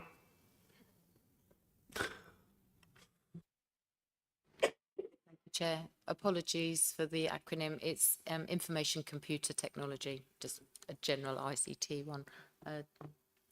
Did you want to take the management response? So this is in relation to the responsive repairs contract, so the one that I've referred to earlier on this evening. The way that the current contract is written is that a lot of the control and the decisions around the works that are done is led by the contractor. So it means that we have far less control than we want and need. So the new contract does in fact turn that around and give us that control and that ability to state to the contractor what it is we want. We've introduced a schedule of rates to the voids process, which we currently don't have. So we're taking away the price per property, price per void, where you pay a fixed price to actually get very little done. So there are lots of things that we're putting into that contract that gives us that control and enables us to make those improvements. In terms of some of the other things that were raised, I think Marie went through those earlier. We have put those in place already, and some of them were already there. It's about being able to evidence them and get the documentation together, which some of that we rely on the contractor for, and some of that is our own officers in terms of signing things off and making sure that it's filed and documented in the right place. So some of that is not dependent on the contract, but some of it is.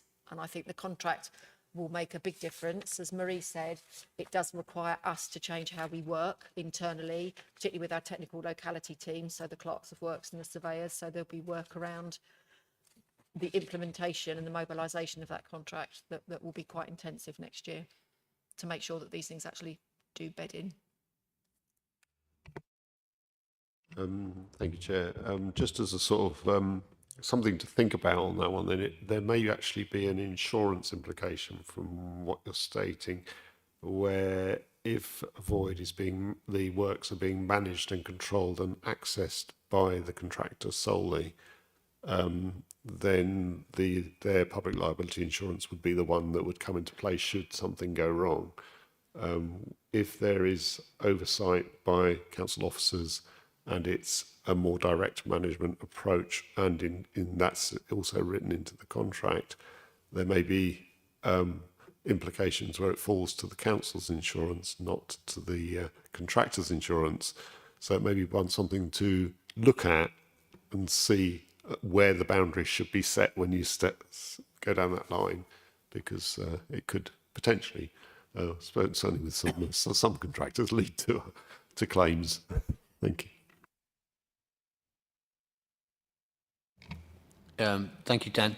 I'm going to ask something on the balance scorecards. Innovation and learning perspective, it says that only 1.5 days of technical training given per FTE with a target of 3.5. I'm just wondering how we're going to be working towards that target, please. Thank you, Chair. Yes, indeed. So this is only to the 30th of June, and I suppose the target to the 30th of June would have been a quarter of the full figure shown there.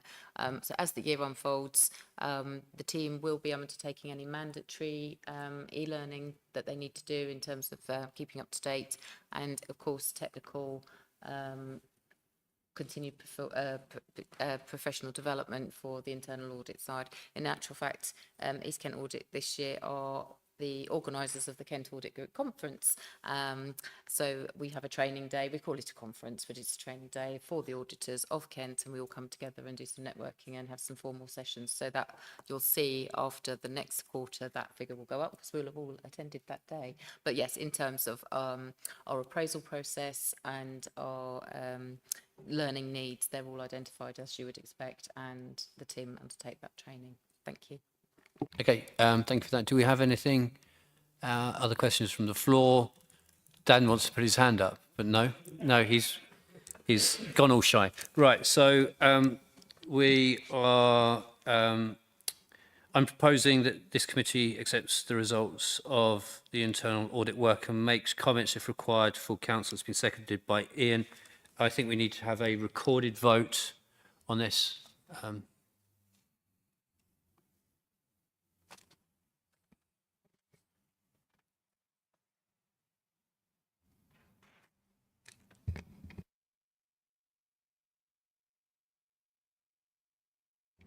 That vote's carried unanimously, Chair.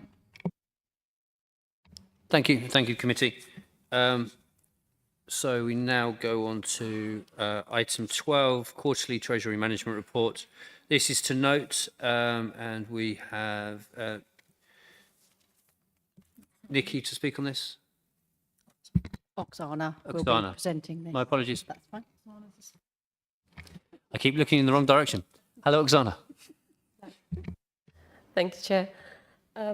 Treasury Management Report details the Council's Treasury Management activities for Q1, April to June 2023, and provides an additional update, including the new requirement in the Code 2021,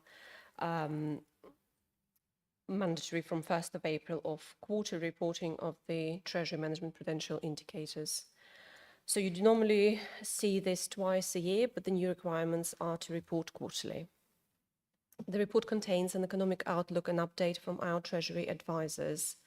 The Council's Treasury Management position as at 31st of March 2023 and the movement in Q1 can be seen in Table 2 on page 75. At the end, quarter end, the Council had total borrowing of 186 million and held investments of 22 million. There has been a substantial rise in the cost of both short and long-term borrowing over the last 18 months. In this quarter, bank rate rose from 4.25% at the beginning of April to 5% at the end of the quarter. And so this is also significantly higher than its level of 1.25% at the end of June 2022. Investment income exceeded budget as a result of the increase in interest rates during the year, and this additional income has been moved to an earmarked carry-forward reserve to manage future volatility.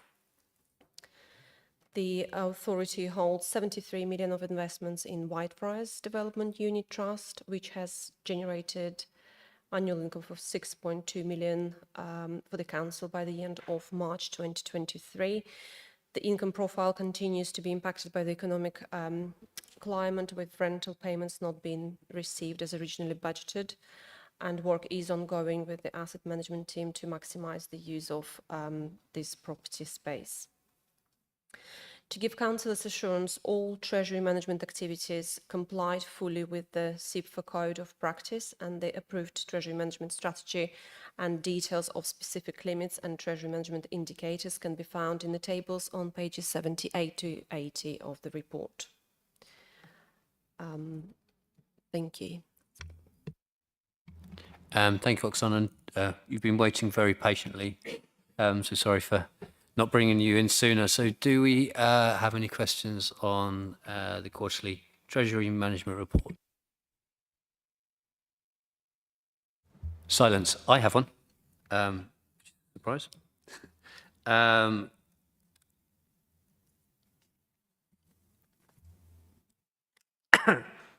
apologies. Don't know what happened there. Between 31st of March and the 30th of June, where's my voice gone? This year, short-term borrowing increased by 9 million. And what was that for? Thank you, Chair. That we borrow for cash flow purposes, and some of the cash flow is spent on the capital programme. So we don't borrow specifically for a capital project. We borrow as and when we need to borrow it for cash flow. So we have an amount which is approximately 20 to 30 million pounds of short-term borrowing to manage our overall Treasury borrowing that we need. That extra 9 million was where from previous government grants and funding that we were using for cash flow purposes that was coming in. We didn't need to borrow as much. So it's just bringing it back into line of our pre-COVID levels of borrowing for short-term levels. So it wasn't anything specific, it was the cash flow levels that we needed. And it's in line with where we were pre-COVID levels back to now. Okay, I don't have a follow-up. I think I'm not joking anymore. Andrew. Yeah, just a quick question, make sure I understand this correctly with our borrowing. I take it, is it 142 million that's on a fixed rate, so unaffected by interest rate changes with the public works loans? Not quite sure I'm understanding it correctly, but I take it all our borrowing is not affected by interest rate changes, is the question. Thank you, Chair. All of our borrowing will be at a fixed rate at the point when we take out that borrowing for the duration of the borrowing. Some of it is on maturity from previous very old borrowing that happened before my time, but now we do it on annuity borrowing, so the borrowing comes down and we're paying it off as we go, but it's all fixed rates. Thank you for that. Do we have any further questions? Dan. When we borrow, I think I might have asked this to you before, Nikki, but I've forgotten the answer, so forgive me. If we have a higher rate interest, fixed rate, generally on a more recent borrowing, I would take it.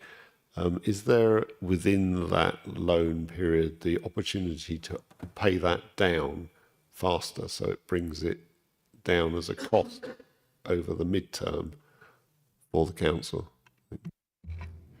Yes, that is a very good question that has been raised a number of times over the many years that I've been here, and the higher interest rates that we're borrowing at the moment are all short term, so they're all within 1 year period, so that hopefully we would then only borrow longer term when the interest rates go down, and we would manage that overall for our whole portfolio. So we would try much not to borrow at this point when the interest rates are high, but we would only short term borrow as we need it.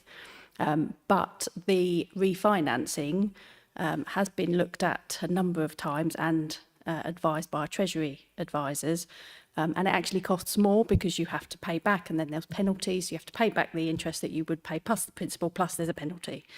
So we have looked into that for some of our larger borrowing that was taken out a number of years ago, and yeah, it's not financially viable. Do you want to come back in, Dan? Just very quickly then. So if we're in the position of having a midterm borrowing rather than a short-term borrowing, something that's longer than a year, at a higher rate, is that something where you said we don't really have that at the moment?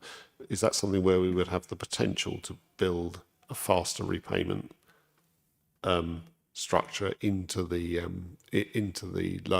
loan?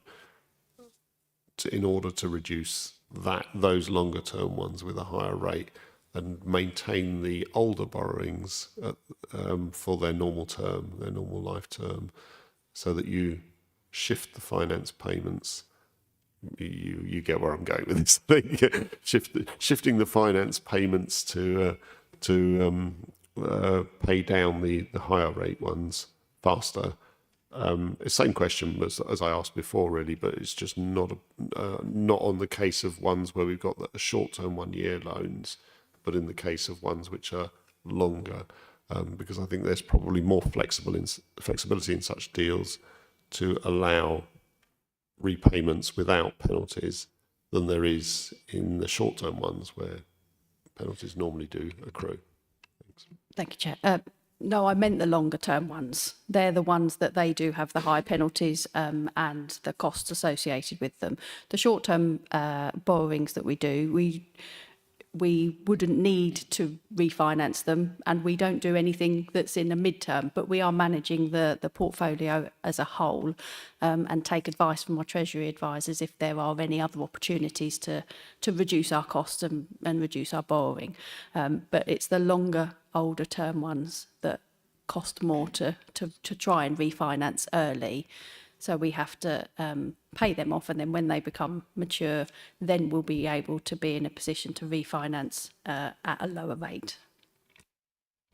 Thank you. So can I just come in on that? So looking at the table on page 79, when we're looking at the maturity structure of borrowing, so we've got 110 million borrowing that's over 5 years and above.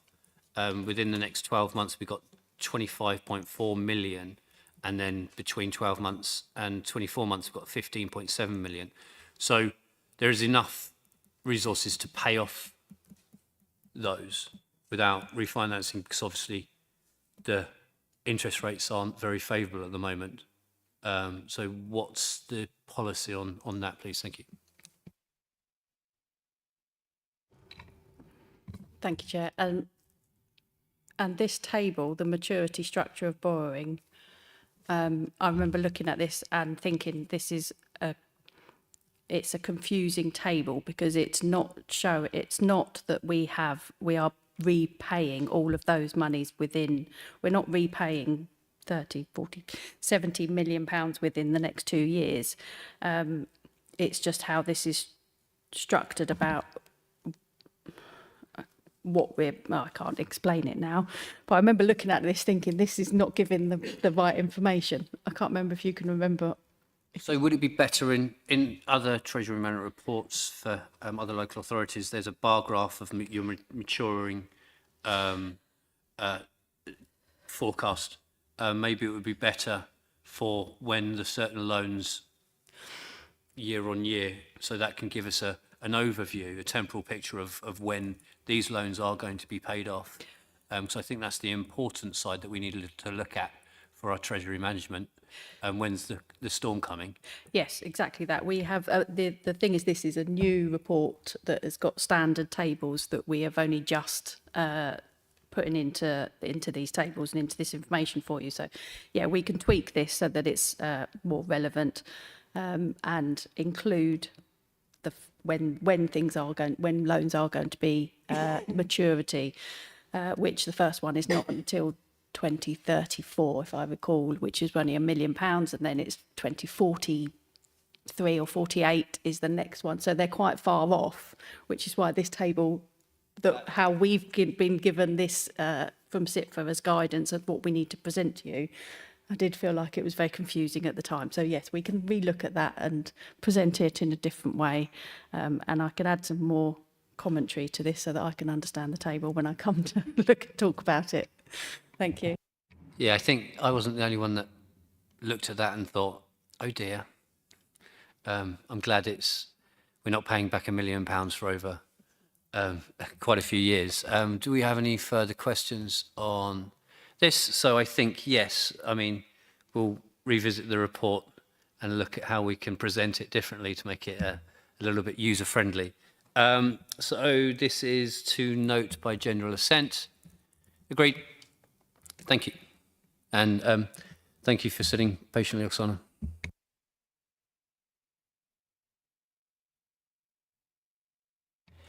So we move on to item 13, update report on the strategic risk register. I think you're in the hot seat again, Nikki. Over to you. Thank you, Chair. So we had recently, a couple of weeks ago, the strategic risk management training session that I hope everybody attended and found useful. And it also highlighted some of the risks that we continually keep in the register. So I think there is some discussion and some thought processes around what we are presenting to you within the risk register. I said at the time as well, officers are sometimes unsure whether to remove a risk even after all the mitigations are in place and the risk is reduced. And as an example, the first risk on the risk register is the budget setting process and the budget balance in the budget. This has stayed on the register, but it's changed. It's the reason why it's been on the register for the last few years. So I think the advice was saying it shouldn't be on the risk register for more than 12 to 18 months because you should deal with the risk and then it should come off the register. So that was really useful information. But some of our risks are inherent risks as a council, and we need to review whether or not we keep these on and how we report risks to the Audit Committee. But we need to continually check and challenge what we're putting on here, and I think we're continually doing that. And So you have currently the updated risk register. The report shows that there are 2 areas that have been reduced since the last quarter, and the details are within the table. That's the information security and management. The risk has been split into 2 areas, and the risk of data breach has been reduced through the mitigations that has been put in place, and the scale of property purchases and refurbishment. The projects are largely complete, so the risk is reduced there as they complete. 2 risks have been removed. This is the Treasury management and the loans to outside bodies. The loans have been either fully paid off or continue to pay with no evidence of any issues to continue to pay. And the Treasury management related to the banking investments failing where we place our cash. We have minimal cash balances compared to other authorities. It's still maybe 20 million at any point in time, but it goes down to potentially 1 million is our minimum. And we place that in overnight investments with high-rated money market funds. So the risk is minimal. And I wanted to review the risks associated with Treasury management, so determine if there are different risks that we need to flag or more general risks to yourselves about Treasury management. So there's not the risk as much about banks failing and where we place our cash. So that's come off to review Treasury overall. Workplace capacity has increased, and councillors will be aware of our current situation of resourcing. It has improved, but since the last quarter report that you've seen, it has increased. And lastly, as mentioned earlier, we have included the risk of RAC to reassure councillors that we are currently reviewing it, and that will be reported back through the risk register as well, on our findings and what we will need to do. So that will come through this risk register to update you. And happy to take any questions on that. Thank you. Thank you for the report. And I think the feedback from the presentation and the member presentation that we had on this, the feedback was that it was really, really valuable. So thank you for organising that. Do we have any questions on the risk register?